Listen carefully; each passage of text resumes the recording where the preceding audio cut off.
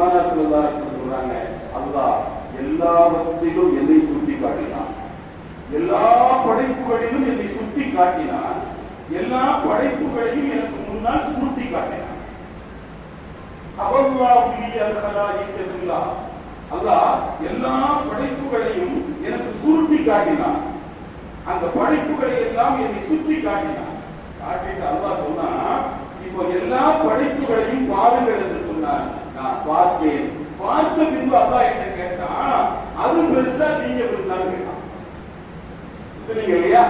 அது பெருசா நீங்க பெருசான்னு கேட்டான். நான் என்னை பெரியவராக உணர்ந்தேன். எல்லா படைப்புகளை விட, மொத்தமாக வைக்கப்பட்ட படைப்புகளை விட என்னை பெரியவராக நான் பார்த்தேன். காரணம், அல்லாஹ் அவனுடைய மஹப்பத்தை எனக்குள் வைத்தான். இன்னைக்கு நம்முடைய குத்பாவுல ஓதப்பட்ட அந்த